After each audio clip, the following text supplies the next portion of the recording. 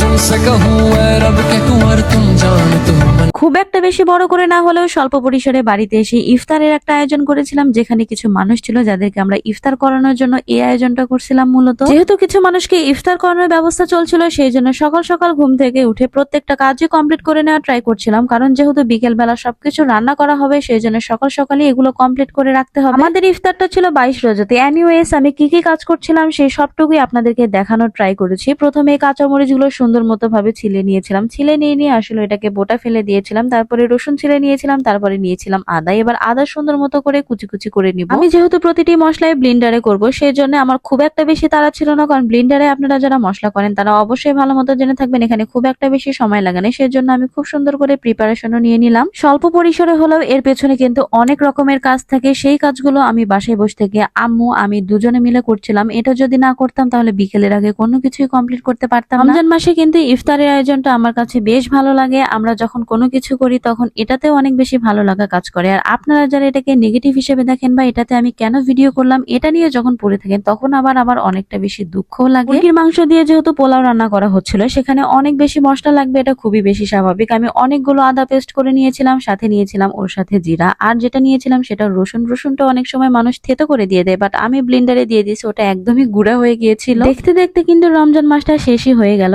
আজকে হচ্ছে 29তম রোজা। যখন আমাদের ইফতার চলছিল তখন 22তম রোজা ছিল। বিভিন্ন সমস্যার জন্য আমি ভিডিওটা আপলোড দিতে পারিনি। দেখা যায় আমি যখন অনেক আগে ভিডিও করি তখন এটা আপলোড করতে করতে মোটামুটি 1 সপ্তাহ 15 দিনও লেট হয়ে যায়। অন্যান্য মশলার মতো কাঁচামরিচ একদমই ব্লেন্ড করে ফেলবো না, এটা একটু অর্ধেক ব্লেন্ড করবো, যেটা আসলে পোলাওয়ের সাথে খুবই বেশি খেতে মজা লাগে। আপনারা যদি পাটাতে এটা করেন সেটা আরো অনেক বেশি ভালো লাগে। একা এক হাতে আমি বেশ কিছু কাজ করে ফেলেছি, প্রত্যেকটা মশলাই করা শেষ। এবার চলে যাব পেঁয়াজের দিকে। পেঁয়াজগুলো সুন্দর মতো করে ধুয়ে সেগুলো কেটে ফেলতে হবে। পেঁয়াজগুলো ধুয়ে দিয়ে চলে যাব অন্য আরেকটা কাজে, কারণ আমি পেঁয়াজ কাটতে পারি না, আমার চোখ অনেক বেশি জ্বালা পোড়া করে। আমরা বাসায় যেহেতু একটু আলু ঘাটি খাবো সেই জন্য সেদ্ধ আলু ছিলে নিচ্ছিলাম। তারপরে চলে গেলাম চুলার ওখানে, আমার আব্বু চুলা নিয়ে কাজ করছিল। আব্বুকে একটু হেল্প করে চলে এসেছি আম্মু রান্নাঘরে। আম্মু অনেক কিছুর আয়োজন করছিল, সেটার একটা ক্লিপ নিয়ে নিলাম। তারপরে চলে আসলাম আরো একটা কাজে, সেটা হলো এখানে ছাই মাটি দিয়ে সবকিছু সুন্দর মনে সাসপেন্ডটা একটু লেপে দিবে আব্বু। সকাল বা দুপুরের পর্যায়ে যে কাজটা থেকে গিয়েছে সেটা হলো চিনি ভেজাতে হবে, কারণ চিনি আর লেবু দিয়ে আমরা শরবত বানাবো, সেই জন্য চিনি গুলাও সুন্দর মতো ভাবে ভিজিয়ে দিলাম পরিষ্কার একটা বালতিতে। এবার চলে এসেছি ছোলার কাছে। ছোলা সুন্দর একটা গামলাতে তুলে রেখে দিব। আজকে বাড়িতে কেউ বসে নেই, আব্বু এখানে খেজুর পরিষ্কার করছিল, কারণ সুন্দর মতো খেজুর পরিষ্কার না করলে ময়লা থেকে যেতে পারে। বাদ বাকি কিছু পেঁয়াজ ছিল যেগুলো কেটে নিলাম। তারপরে আবার চলে আসলাম শসার দিকে। এই শসাগুলো সুন্দর করে স্লাইস করতে হবে। এরই ফাঁকে দেখি পোলাও রান্না শুরু হয়ে গেছে। এখানে কিছু ক্লিপ নিয়েছিলাম। আসলে এত